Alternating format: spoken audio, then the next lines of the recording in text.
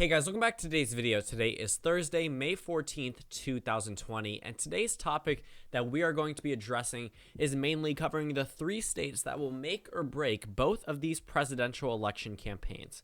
On your screen right now is 538 electoral votes across 50 states plus the District of Columbia, and we're going to pretty much just boil down the 2020 presidential election to three individual states. There are numerous states that are toss-ups and do have a very realistic possibility of going for either candidate, but there's pretty much only three that we do need to take a focus on. And many people do know what those states are, but it is very important to bring it to the attention of, the average voter or just the average American citizen or anyone that may be watching this YouTube video of what states really are going to make or break this presidential election. Because realistically, there's only a couple of them that should actually be considered super competitive, down to a point that will, at the end of the day, be the tipping point for both of these campaigns. So straight off the bat, we have around 200 safe electoral votes for Joe Biden and 125 for Donald Trump. Virginia and New Mexico are arguably likely states, so I will move it down there, but realistically they are safe for the Democratic Party. As for the state of New Hampshire, this is pretty much the ratings from numerous pundits. It's not my current presidential election prediction. This is just how it's currently rated on the nationwide level. We're not going to go too deep into it, considering that we do need to characterize a number of states really quickly and then go ahead and focus on the states that are going to be pretty close. And that's pretty much it. Donald Trump right now has a narrow lead in Arizona, according to most firms. A lot of them have it at toss-up, but that just moves over in that column just because of the, pretty much let's just apply 2016's map to this election. It's pretty much how the ratings go anyway. So the three states, and I'm pretty sure we already know which ones these are. It's the states of Wisconsin, Michigan, and Pennsylvania. Wisconsin, Michigan, Pennsylvania. So what's super important about these states? These were red states in 2016, which means that they gave Donald Trump 306 electoral votes, at least added to it. And when you take a look at the 46 electoral votes out of that state, it means so much to the Trump presidency, because without it, Hillary Clinton would have been elected president. So these three states, why are they of the utmost importance? There's Arizona, there's North Carolina, there's Georgia, there's Florida, there's Iowa, there's Ohio, there's Colorado, there's Nevada. Why does the Trump and Biden campaign need to focus on these states individually? Now, first things first, the Democratic Party really messed up in 2016 by not carrying these states. These were states that went to the Democratic Party for decades. In some of these states, up to 3 decades before going for Donald Trump, and in one state, 24 years. At the end of the day, 2 decades plus have passed with Democrats winning this routinely, election after election, until Hillary Clinton. And, this was an election, 2016 was an election in which the Democratic Party was supposed to sail to victory. They were supposed to have one of the larger Democratic Party wins, and possibly even larger than Obama's 2012 margin. At the end of the day, that's not what happened. Donald Trump ended up winning the 2016 presidential election by flipping states that weren't even competitive in the past.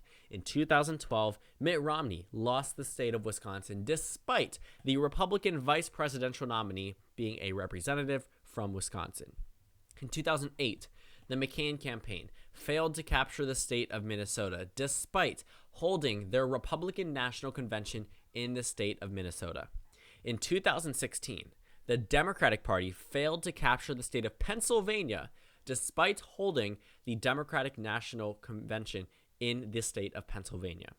At the end of the day, these states were insanely close. Donald Trump won them by less than 1%, but these are winner-take-all states. They're not like Nebraska. They're not like Maine. Every single electoral vote goes to the popular vote winner unless there are faithless electors. In Wisconsin, in Michigan, and Pennsylvania, Donald Trump won a narrow but sure margin in these states. So what happened? Well, Hillary Clinton was leading nationwide and on track to win more than just 278 electoral votes if she wins these three individual states. But Donald Trump had a pretty sure lockdown in Ohio, in Iowa, in Texas, in Arizona, in Georgia, in states that pretty much wouldn't be competitive. Realistically, Hillary Clinton probably, even at her peak, would have only carried Wisconsin, Michigan, Pennsylvania, and possibly Florida. There wasn't really a possibility, despite what polling data may have suggested, of Hillary Clinton carrying Arizona or Iowa or Ohio. Those margins just went completely in favor of President Trump, and only recently did Arizona come into complete play for the presidential election. So for Wisconsin, the polling data did indicate a Hillary Clinton victory. This was the only state that was incorrect in terms of its polling data, meaning it was outside the margin of error. On Election Day, Hillary Clinton led by a 7-point lead according to public policy polling, with a margin of error of 3.3%. Donald Trump ended up winning it on Election Day, and this was one of the worst cases of incorrect polling in the 2016 presidential election. Every other state that flipped to Donald Trump compared to polling data was within the margin of error from what it was expected. For the states of Michigan and Pennsylvania, they too were less than 1%. Michigan was the closest of them all. And it's not like these states, again, they are by no means foreign to voting for Democrats in the past. In 2012, Obama won Michigan by 10%, with Joe Biden on the ticket. In 2008, he won it by nearly 17%, with Joe Biden on the ticket. And in Pennsylvania, a state that Donald Trump somehow won based off of all of the data analysis, it wasn't looking like Trump was going to carry it. Obama had a pretty safe victory here. 8 years ago, feels weird saying 8 years ago, Obama won by around roughly 5% in the state of, in 2008, Obama won it by around 10%. Okay, so Pennsylvania and, in 2008 and 2012 went pretty solidly for the Democratic Party. In fact, Joe Biden was born in Pennsylvania. He was a very key player in a number of Rust Belt victories for Obama. His close ties into the auto bailout will be 100% beneficial for the Biden campaign. Hillary Clinton is definitely not as close to Obama as Joe Biden, which is exactly why Joe Biden is either jumping on to Barack Obama or Donald Trump is attacking Barack Obama, because at the end of the day, Obama is the central figure of the 2020 election besides the top two candidates. It's whoever despises him the most or is closest to him. And when you think about it, Trump and Obama never faced off against each other, I can guarantee it the races would be a lot closer.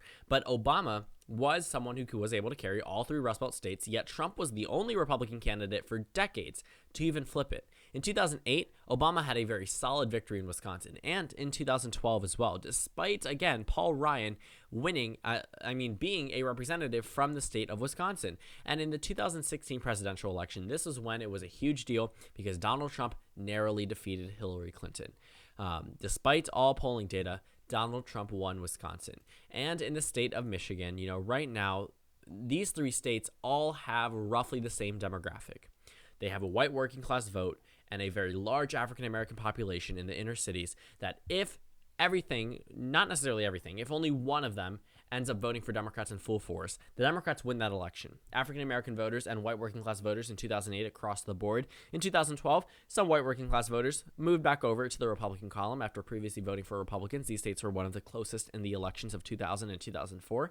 But then, in 2016, it seems that African American turnout was not at all near what it was in 2008 or 2012. The inner cities were not too inclined to vote for Hillary Clinton. Now in 2020, the Democratic Party is focusing on these three Rust Belt states. Forget everything else. The Democratic Party can afford to lose every other swing state that they did not carry in 2016. The only ones they cannot afford to lose are Wisconsin, Michigan, and Pennsylvania. That has revolved this entire 2020 presidential election around three states. If you've noticed, there's a lot less polling data in Ohio. There's a lot less polling data in Iowa. There's a lot less polling data in Florida, in North Carolina, in Georgia. Okay, Arizona seems to be the only state that's actually receiving attention besides these three Rust Belt states. Realistically, they are pretty solid right now in favor of Joe Biden. Not solid as in safe, but as in they look like they're on the pathway to move back to the Democratic Party. That's just based off the current data and the current way that Donald Trump is currently being approved of in these states, on top of a number of historical data from 2017, 2018, 2019 that all indicates the Democratic Party may actually end up doing better in the Rust Belt than they did in 2016. And when I tell you the margin they need to outperform is literally less than 1%. The Democratic Party, if they adjust their 2016 margins by 1% in favor of the Democratic Party, they win the election. It's so easy for them to win. It's not difficult. It's literally the easiest possible thing for them to do. All they need to do is go back and figure out what went right for 30 years that won them elections through the Rust Belt, okay? And neither of the presidents, if Joe Biden is elected, will win without winning the Rust Belt. If Trump wins the Rust Belt, it's game over for the Democrats. If Biden wins the Rust Belt, it's game over for the GOP. So realistically, Arizona, Texas, Iowa, Ohio, North Carolina, Georgia, Florida, Maine, even New Hampshire, doesn't matter. At the end of the day, it matters who wins in the Rust Belt, because these states are probably and more than likely going to vote all together. And even if we do see possibly Trump winning in Wisconsin, Joe Biden is a lot more likely to carry Arizona than he is Wisconsin as of right now. So when you think about that, at the end of the day, it's going to be super close. But the Rust Belt is what's going to decide it. Whether or not, candidates are winning by a pretty substantial margin, sure. Maybe you could say the Rust Belt was not crucial to the Democratic Party's victory, but you can believe if Joe Biden's winning North Carolina or Florida, he's 100% winning the Rust Belt. If he's winning Arizona, he's more than likely winning 2 out of the 3 states here. But Donald Trump and Joe Biden cannot get to an electoral college victory without these 3 states. They are crucial to both campaigns, and they will be the true test as to whether or not America has moved away from President Trump to the Democratic Party and wanted President Obama's authority back in the White House, or if they want to stay with Donald Trump and reelect him to another 4-year term. So at the end of the day, America's fate is in the hands of 3 states, Wisconsin, Michigan, and Pennsylvania. And I can guarantee these states will be the most heavily invested for the 2020 presidential election. The Democratic Party will not make the same mistakes it made in the past, and the Republican Party surely won't make the same mistakes it's made prior to Donald Trump. So thank you guys so much for watching this video. Make sure to comment down suggestions below. Subscribe if you haven't already, and I will see you all tomorrow.